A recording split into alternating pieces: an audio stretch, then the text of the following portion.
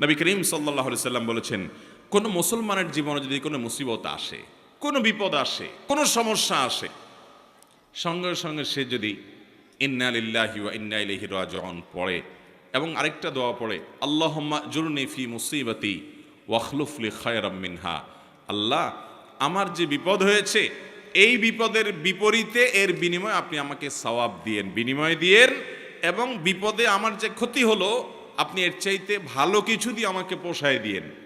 এই দোয়া যদি কেউ পড়ে তো আল্লাহ রাব্বুল আলামিন তার ওই বিপদে যা ক্ষতি হবে তার থেকে বেশি দিয়ে তাকে অবশ্যই পুষিয়ে দিবেন। উম্মে সালামা রাদিয়াল্লাহু তাআলা আনহা, নবী করিম সাল্লাল্লাহু আলাইহি সাল্লামের স্ত্রী, তিনি বলেন যে আমি নবী করিম সাল্লাল্লাহু আলাইহি সাল্লামকে কিভাবে পেয়েছি তোমরা জানো? অদ্ভুত ঘটনা, শিক্ষা নেওয়ার মতো একটা ঘটনা। তিনি বলেছেন যে আমার স্বামী আবু সালামা যখন মারা গেলেন আমি খুব বেশি ব্যথিত হলাম, মর্মাহত হলাম যে একজন ভালো সঙ্গী হারালাম, স্বামীকে হারালাম। তো আল্লাহর কাছে আমি কেঁদে কেটে নবী সাল্লাল্লাহু আলাইহি সাল্লামের শেখানো এই দোয়াটা পড়েছি, আল্লাহুম্মা জুরনি ফি মুসিবাতি, আল্লাহ আমার মুসিবত এবং বিপদে আপনি আমাকে বিনিময় দিয়েন, বিপদ যে হলো এর বিনিময় আপনি আমাকে দিয়েন, ওয়াখলুফ লি খায়রাম মিনহা, এবং এই বিপদে আমার যা ক্ষতি হলো, আমি যে হারালাম স্বামীকে, তার চাইতে বেটার কিছু আমাকে দিয়েন। আমি দোয়া আল্লাহর কাছে করে গেছি সব সময়। আল্লাহ তাআলা আবু সালামা আমার স্বামীর মৃত্যুর পর অকল্পনীয়ভাবে, অভাবনীয়ভাবে আমাকে মুহাম্মদুর রাসূলুল্লাহ সাল্লাল্লাহু আলাইহি ওয়াসাল্লাম স্ত্রী বানিয়ে দিয়েছে। আবু সালামাকে হারিয়ে তার চাইতে বেটারটা পাইছেন না, পান নাই? মুহতারাম হাজরিন, অতএব যেই কোনো বিপদে ইমানদারের ইমান যত মজবুত হবে সে তত বেশি হাসতে পারবে যে আলহামদুলিল্লাহ আমার রব আমাকে যে অবস্থা রেখে খুশি, আমি অবস্থার উপরে খুশি, এবং বিপদ যতই আসবে আমি সেটাকে ওয়েলকাম করব, বেসবর হব না, ধৈর্যহীন হব না। আমাদের সংসারগুলোতে আজ যে অশান্তি, আমাদের সমাজে যে আজ বিশৃঙ্খলা, অশান্তি, এর মূল যদি কয়েকটা কারণ বের করা হয়, অন্যতম প্রধান কারণ হবে বেসবর, ধৈর্যহীনতা, সবরহীনতা। ঘরে ঘরে সংসারগুলো টিকছে না, ভেঙে খান হয়ে যাচ্ছে, প্রতি মুহূর্তে মুহূর্তে বিবাহ বিচ্ছেদের ঘটনা ঘটছে। অন্যতম কারণ ধৈর্য সহ্য নাই, ছেলেরও ধৈর্য নাই, মেয়েরও ধৈর্য নেই, কিছু হলেই সব হটমেজাজি হয়ে যায়, সবাই কাট্টি দেওয়া শুরু করে। কাট্টি বুঝেন তো? আপনাদের এলাকায় কি বলে? দোস্ত দোস্ত একটু অভিমান হলে, রাগারাগি হলে বলে না তোর সাথে কাট্টি, এই যে তোর সাথে আর কথা নাই। স্বামী স্ত্রীর মধ্যে আজকাল এই অবস্থা, প্রতিটি ঘরে ঘরে অশান্তির মূল কারণই হলো সবরহীনতা, যে ধৈর্য জিনিসটা আজ আমাদের কাছ থেকে নাই। এটাকে আমরা ইবাদত মনে করি না। একটা জটিলতা হলো আমালুল কুলুব বা অন্তরের আমলগুলোকে আমরা একেবারে কেয়ার করি না, অথচ অন্তরের আমলগুলোর গুরুত্ব অনেক বেশি। আমরা বাহ্যিক আমলকে গুরুত্ব দেই, নামাজ পড়া বাহ্যিক আমল, সিয়াম পালন করা বাহ্যিক আমল, যাকাত দেওয়া বাহ্যিক আমল, তেলাওয়াত করা বাহ্যিক আমল, এগুলো বাহ্যিক অঙ্গ প্রত্যঙ্গ দিয়ে, চোখ মুখ হাত পা এগুলো দিয়ে করতে হয়। কিছু আমল আছে যে আমলগুলো অন্তরের ভেতরে লালন করতে হয়, এগুলো দেখা যায় না, এর ভিতরে সবর অন্যতম। এই আমলটা যদি কেউ করতে পারে, ভেতরে যদি ধৈর্যটা আনতে পারে, এটা নিজের সঙ্গে নিজে সংগ্রাম করে করতে হয়, এর জন্য লড়াই করতে হয়, এর জন্য সমালোচনা করতে হয়, নিজের হিসাব মিলাতে হয় যে আমি মানুষটা কতটা ধৈর্যশীল, কতটা ধৈর্যহীন, আমি কতটা হটমেজাজি হই, বউয়ের সাথে কয়বার আমি বদমেজাজি দেখাই, বউ হিসাবে তিনি চিন্তা করবেন স্বামীর সাথে কয়বার তিনি বদমেজাজি করেন, প্রতিদিনের হিসাব মিলাবেন, এরপর তিনি নিজের যোগ বিয়োগ করে নিজেকে সংশোধনের চেষ্টা করবেন। আমরা চেষ্টা করবো তো ইনশাআল্লাহ। আল্লাহ রাব্বুল আলামিন আপনাকে, আমাকে, আমাদের সবাইকে সবরকারী মানুষদের কাতারে শামিল হওয়ার তৌফিক দান করুন। মুহতারাম হাজিরিন, নবী করিম সাল্লাল্লাহু আলাইহি ওয়াসাল্লাম তিনি তার সাহাবায়ে কেরামকে সবরের প্রশিক্ষণ দিয়েছেন। এমন কিছু সাহাবী সঙ্গী তিনি পেয়েছেন যারা ধৈর্যের রুদ্রমূর্ত প্রতীক ছিলেন, তারা এরকম দৃষ্টান্ত ছিলেন যে তাদের ধৈর্য, এক একজনের সবরকে আমরা যদি অ্যানালাইসিস করি তো বিশাল বড় বড় হিস্ট্রি হয়ে যাবে, অনেক বড় দাস্তান হয়ে যাবে, শুধুমাত্র এক একজন সাহাবীর সবরকে যদি আপনি অ্যানালাইসিস করেন, গবেষণা করেন। আজ মুসলমানদের মধ্যে এটার বড় বেশি অভাব। সবর করার চেষ্টা করবো তো ইনশাআল্লাহ। মুশকিল হলো আমরা যারা বদমেজাজ, আমাদের সবর কিভাবে আসবে? আমরা অনেকে চেষ্টা করি কিন্তু ধৈর্য ধারণ করতে পারি না। ওই যে ডায়রিয়ার রোগীর মতো ডাইরেক্ট হয়ে যায়, হুটহাট করে যা তা বলে ফেলি, পরে আফসোস করি। তো সবর আনার জন্য কিছু আমল আছে ভাইরা। নাম্বার 1, আপনার ভিতরে সবর আনার জন্য আপনি প্রতিনিয়ত আল্লাহ রাব্বুল আলামিনের কাছে দোয়া করবেন যে আল্লাহ আপনি আমাকে সবর এবং ধৈর্য ধারণ করার তৌফিক দান করেন। যে কোনো বদামল দূরের জন্য আল্লাহ তাআলার কাছে পানাহ চাইতে হয়। নবী আলাইহিস সালাম পানাহ চাইতেন, এই জন্য আল্লাহর কাছে দোয়া করতে হবে। নাম্বার 2, ধৈর্যশীল মানুষদের সাথে থাকতে হবে। কিছু মানুষ আছে দেখবেন যে তুফান হয়ে গেছে, কিন্তু উনি ঠান্ডা মাথায় সব কিছু ডিল করছেন, অস্থির হচ্ছেন না, হুলস্থুল করছেন না, এবং খুব ঠান্ডা মাথায় উনি শান্ত মেজাজে সব কিছু ডিল করে ফেলছেন, সব কিছু সমাধান করে ফেলছেন। এরকম কিছু ঠান্ডা মাথার মানুষ সব সমাজে আছে। এই মানুষগুলোকে খুঁজে খুঁজে বের করে এদের সাথে থাকবেন। দেখবেন যে আপনি যেটার কারণে আগুন হয়ে যেতেন, উনি সেটার ব্যাপারে দেখবেন যে একেবারে ঠান্ডা পানির মতো শীতল, উনি একেবারে অস্থিরতা দেখাচ্ছেন না। এরকম মানুষগুলোর সোহবত এবং সান্নিধ্য আপনাকে সবরকারী হতে সহায়তা করবে। এটা সব দিকেই পাবেন। কিছু না কিছু মানুষ পাবেন যে তারা খুব বেশি সবর করতে পারে, তাদের মধ্যে আত্মনিয়ন্ত্রণ ক্ষমতা অনেক বেশি। তাদের সান্নিধ্যে যত বেশি থাকবেন তত বেশি আপনার মধ্যে এই সবর করার মানসিকতা আসবে ইনশাআল্লাহ। নাম্বার 3, যদি কখনো আপনার রাগ দেখানোর মতো পরিস্থিতি তৈরি হয়, আপনি নিজেকে বলবেন ঠিক আছে রাগ দেখাবা তুমি, কিন্তু এখন না, একটু পরে, একটু পরে।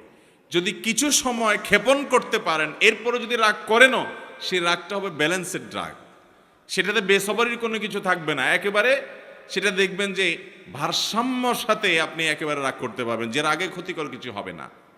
আর যদি যখন হট মেজাজ হলো না এখনই আমি এটা দেখে ছাড়বো, তাহলে শেষ, আপনি আর সামনে আগাইতে পারবেন না। যত বদমেজাজি মানুষ আছে এরা দেখবেন যে তৎক্ষণাৎ কিছু একটা করে ফেলতে চায়। যদি তারা সবর করে নিজেকে আটকে রাখতে পারে যে ঠিক আছে করব, আর একটু পরে, একদিন পরে করেন, দেখবেন রাগ অটোমেটিক অর্ধেকে নেমে গেছে। কথা কি বুঝাতে পারছি? নাম্বার 4, সবর নিজের ভিতরে আনার জন্য বদমেজাজ এবং রাগ নিয়ন্ত্রণের যে আমলগুলো আছে সেগুলো করবেন। সে আমলগুলো কি কি? নাম্বার 1, আউযু বিল্লাহি মিনাশ শাইতানির রাজিম বেশি বেশি করে পাঠ করা। কোরআন কারীম আল্লাহ বলেছেন ইম্মা ইয়ানজাগান্নাকা মিনাশ শাইতানি নাজগুন ফাস্তাইয বিল্লাহি মিনাশ শাইতানির রাজিম। শয়তান যদি তোমাদেরকে খোঁচা দেয়, এই যে মানুষকে রাগায়, বদমেজাজ করে, আখিরাত ধ্বংস করে, দুনিয়া ধ্বংস করে, এজন্য শয়তান যদি তোমাকে খোঁচায় যদি বদমেজাজ বানায় বা ক্ষতিগ্রস্ত করতে চায়, তাহলে আউযু বিল্লাহি মিনাশ শাইতানির রাজিম বলবে। এটা আল্লাহর নির্দেশনা। এজন্য শয়তান থেকে পানাহ চাইতে হয় বদমেজাজ হলে, রাগ হলে। এক ব্যক্তি নবী করিম সাল্লাল্লাহু আলাইহি সাল্লামের সময় রাগ হচ্ছিলেন, খুব রাগান্বিত, ক্রোধান্ধ হয়ে গেছে, রাগে অগ্নিশর্মা হয়ে গেছে। নবী সাল্লাল্লাহু আলাইহি সাল্লাম দূর থেকে দেখে বলছেন এই লোকটার মধ্যে যে প্রচন্ড রাগ দেখা যাচ্ছে, খুব বদমেজাজ হয়ে গেছে, ইন্নিল্লা আ'লামু কালিমাতান, আমি একটা বাক্য জানি, এই বাক্যটা যদি সে বলে তার রাগ কমে যাবে। তখন নবী সাল্লাল্লাহু আলাইহি সাল্লাম তাকে শুনিয়ে শুনিয়ে দূর থেকে সেই বাক্যটা পাঠ করলেন, সেটা হলো আউযু বিল্লাহি মিনাশ শাইতানির রাজিম। এই বাক্য পাঠ করার পর ওই লোকটা দূর থেকে শুনে তিনি ওই বাক্যটা পাঠ করলেন এবং তার বদমেজাজি আল্লাহ রাব্বুল আলামিন দূর করলেন। ভাইরা আমার, আমরা হলে তো যায়া বলতাম এ ভাই তোমার মাথা এত গরম হয়ে গেছে, তোমাকে একটা দোয়া শিখাই দিই, এই দোয়াটা করলে সাথে সাথে তোমার মাথা ঠান্ডা হয়ে যাবে, তুমি আউযু বিল্লাহির সাথে পাঠ করো। এটা তার কাছে যাই আর রাগের মুহূর্তে বললে দোয়া সে নেওয়া তো দূরের কথা, বরং বক্সিন একটা আপনার নাকের ভিতর মারার আশঙ্কা ছিল, কি থাকবে কি থাকবে না। নবী করিম সাল্লাল্লাহু আলাইহি সাল্লামের হিকমা দেখেন, উনি নবী হওয়ার পরও উম্মতকে পর্যন্ত সরাসরি এইরকম পরিস্থিতিতে কোনো কিছু বললে সে মানতে পারে কি পারে না, সেজন্য তার কাছ থেকে নবী আলাইহিস সালাম সে আশা করছেন না যে তাকে এই মুহূর্তে বলা যাবে, তিনি দূর থেকে বললেন এবং তিনি শুনে শুনে ঠান্ডা হলেন। এই জন্য আউযু বিল্লাহি মিনাশ শাইতানির রাজিম পাঠ করবেন। যাদের মধ্যে খুব রাগ বেশি আছে, ধরেন আপনার বউ, বাসার স্ত্রী অনেক রাগী, যতই বুঝান কোনো কাজ হয় না, তো যে খাবারগুলো সে খায়, যে পানীয়গুলো খায়, আউযু বিল্লাহি মিনাশ শাইতানির রাজিম 7 বার পড়ে ফু দিবেন। আবার দেখে দেখে যেন না ফেলে, খবরদার।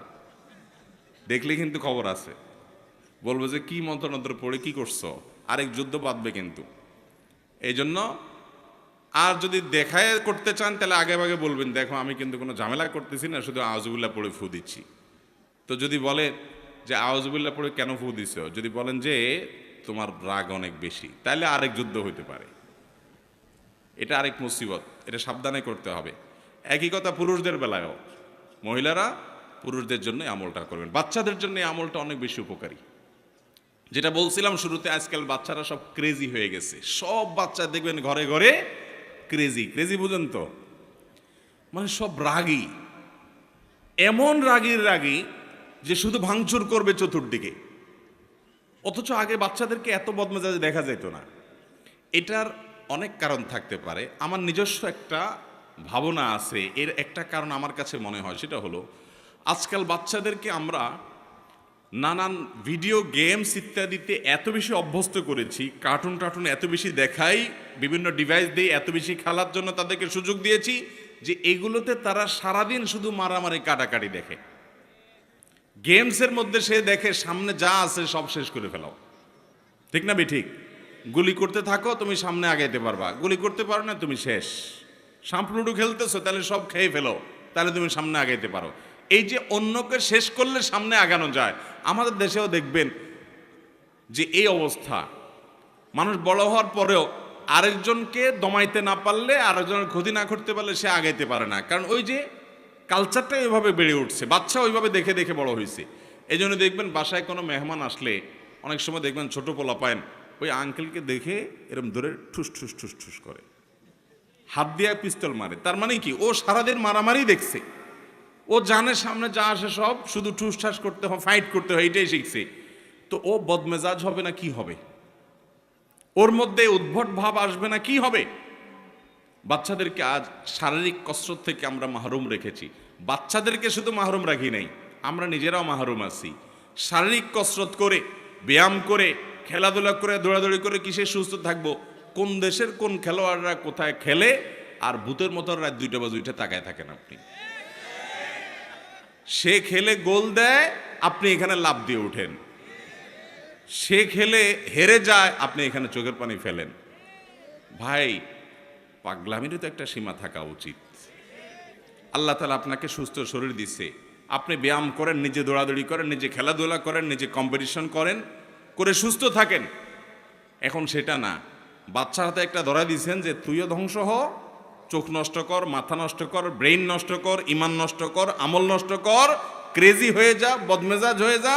আর আপনিও একটা বাক্স এটা সামনে নিয়ে বসছেন, সেই গোল দিছে, আপনি লাভ দিয়ে উঠতেছেন। ভাইয়েরা আমার, মুসলমানের কর্মকাণ্ড এত উদ্ভট হবে না, এত অযৌক্তিক হবে না, এত হাস্যকর হবে না। নবী করিম সাল্লাল্লাহু আলাইহি ওয়াসাল্লাম তিনি দৌড়াদৌড়ির কম্পিটিশন করেছেন, সাহাবীদের সাথে করেছেন, নিজের স্ত্রীর সাথে করেছেন। তিনি সাহাবীদের শুটিং প্রতিযোগিতায় উৎসাহিত করেছেন। শারীরিক ব্যায়াম হয়, এই ধরনের খেলাধুলাকে এলাও করেছেন। যেখানে জুয়া নাই, যেখানে সতর মুক্ত করা হয় না, যেখানে চোখের জেনা হয় না, যেখানে হারাম কিছু নাই, সেগুলোকে তিনি অনুমোদন করেছেন। আর মুসলমানের সন্তানরা রাতকে রাত নষ্ট করে, সময়, স্বাস্থ্য নষ্ট করে, শরীর নষ্ট করে, চোখের জেনা করে, অন্যের সতর উন্মুক্ত সতরের দিকে দৃষ্টিপাত করে গুনাহগার হয়, এবং মুমিন হিসাবে, ইমানদার হিসাবে কুফুরের প্রতি, আল্লাহর প্রতি, অবিশ্বাসীর প্রতি যে অপছন্দ করা তার ইমানের দাবি ছিল, ওয়ালা এবং বারার দাবি ছিল, সেটা তার অন্তর থেকে ধুয়ে মুছে পরিষ্কার করে একাকার হয়ে তার সবচেয়ে বড় আদর্শ আজ সবচেয়ে বড় কাফেররা, যারা সমকামিতাকে প্রমোট করে, যারা সমকামিতাকে বৈধতা দেয়, যারা অসংখ্য অন্যায় অনাচারকে বৈধতা দেয়, অনেক মুসলমানের প্রতি জুলুমকে যারা বৈধতা দেয়, তারাই আপনার হিরো, তারাই আপনার স্টার এবং তারকা। আল্লাহ রাব্বুল আলামিন আমাদের বিবেকগুলোকে যেন জাগ্রত হয় সেই তৌফিক দান করেন। ভাইরা আমার, তো বলছিলাম বাচ্চারা ক্রেজি হয়ে যাচ্ছে, আমরা ক্রেজি হয়ে যাচ্ছি। গোটা সমাজে চতুর্দিকে দেখবেন অধৈর্যের চর্চা, ঘরে ঘরে, জনে জনে, জায়গা জায়গা, সর্বত্র। ভালো মুসলমান হওয়ার জন্য, নেককার মুসলমান হওয়ার জন্য শত শত নফল আমল, শত শত জিকির আজকার, শত শত তাসবিহ চাইতে অনেক গুণ বেশি উত্তম হবে আপনার সারা দিন রাত 24 ঘন্টার ভিতরে 2-4টা জায়গায় বদমেজাজ দেখানোর, রাগ করার ইস্যু তৈরি হয়েছে, কিন্তু নিজেকে নিয়ন্ত্রণ করে যেখানে যতটুকু না হলে নয় সেখানে ততটুকু ব্যবহার করতে পেরেছেন। নিজেকে এই নিয়ন্ত্রণ করতে পারলে আপনি আল্লাহ তাআলার কাছে ওই শত সহস্রবার তাসবিহ করার চাইতে অধিক সওয়াব পাবেন চেষ্টা করব না ইনশাআল্লাহ। ভাইরা আমার, এই সবর বা ধৈর্য 3 প্রকার। একটা হলো আস-সবরু আলা তাআত, ভালো কাজ করতে ধৈর্য লাগে কি লাগে না? শীতকালে ফজরের সময় কনকনে শীতের মধ্যে, ঠান্ডার মধ্যে উঠে ওযু করে ফজর নামাজ পড়তে যাইতে ধৈর্য লাগে না? মনে চায় না, কষ্ট হয়, তারপরও নিজের সঙ্গে নিজে লড়াই করে সংগ্রাম করে কাজটা করতে হয়। এটা যারা করতে পারে এরাই হলো সত্যিকারের বীর, এরাই হলো সত্যিকারের মেরুদণ্ডওয়ালা মানুষ, সত্যিকারের সাহসী মানুষ, যে তাদের প্রবৃত্তির গোলামি তারা করে না, যে নফস যা বলে তা করে। সে নিজের কল্যাণের পথে মন না চাইলেও সে এগিয়ে যায়। সবর, ভালো কাজ করতে সবর লাগে। আর দ্বিতীয় ধৈর্য হলো আস-সবরু আনিল মাসিয়া, পাপের কাজ, অপরাধের কাজ, এগুলো থেকে বাঁচার জন্য সবর লাগে।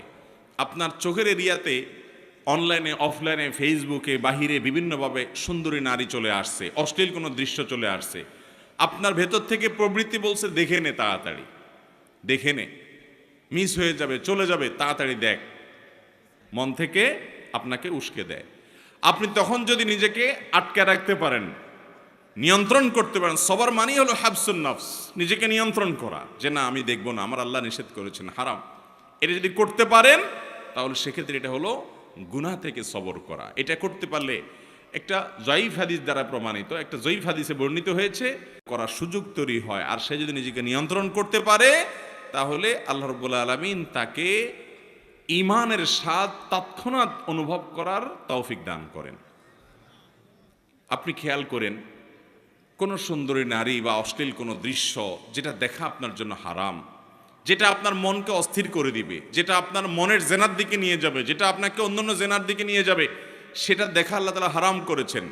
ওই জিনিসটা যদি আপনি দেখেন, দেখলে সাথে সাথে একটু নগদ স্বাদ পাবেন, মজা পাবেন, ঠিক আছে, কিন্তু পরক্ষণে অস্থির হয়ে যাবেন। এটা হলো অনেকটা চুলকানির মতো, চুলকাইতে অনেক মজা পাবেন কিন্তু চুলকানির পরে জ্বলবে, ঠিক না? ঠিক। দেখার পর যখন চোখের আড়াল হয়ে যাবে এরপর আপনি অস্থির হয়ে যাবেন, হায় হায় কই গেল, কারণ তো দাঁড়ায় থাকবে না আপনার জন্য। আর যদি আপনি না দেখেন, কষ্ট করে নিজেকে নিয়ন্ত্রণ করেন, সবর করতে পারেন যে আমি দেখব না, তাহলে এর ফলশ্রুতিতে কিছুক্ষণ পরে, প্রথমে একটু কষ্ট হবে, কিছুক্ষণ পরে আপনার ভিতরে এক ধরনের স্বাদ, এক ধরনের তৃপ্তি অনুভব হবে যে আমি আল্লাহ তাআলার আদেশ রক্ষা করতে পেরেছি, আমি নিজেকে নিয়ন্ত্রণ করতে পেরেছি, আমার মেরুদণ্ড আছে, আমি ডায়রিয়ার রোগী না, ডাইরেক্ট হয়ে যাই নাই, নিজেকে কন্ট্রোল করতে পারছি। যাদের কন্ট্রোলিং পাওয়ার নেই, যেখানে সেখানে কাইত হয়ে যায়, যেখানে সেখানে যা তা মনে চায় সেটা করে ফেলে, তারা হলো বেসবর।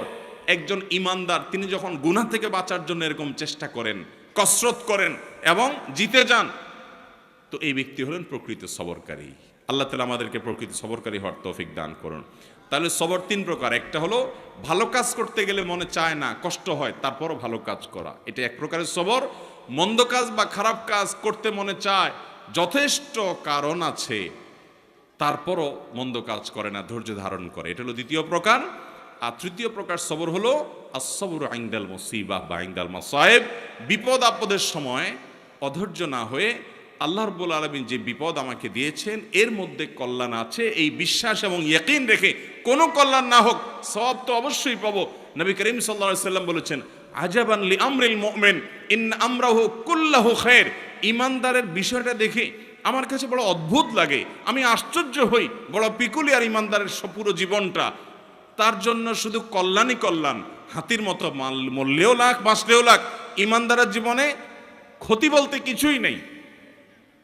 কারণ ইন আসাবাহু খায়রুন, ইমানদারের জীবনে যদি ভালো কিছু অর্জন হয় তখন সে শাকারা, আল্লাহ শুকর আদায় করে।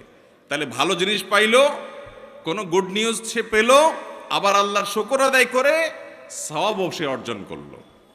ওয়াইন আসাবাহু শাররুন, আর ইমানদারের জীবনে যদি কোনো বিপদ হয়, ক্ষতি হয়, সবারা, সে সেই ক্ষতিতে সবর করে, হাসি মুখে মেনে নেয় আল্লাহর ফয়সালাকে।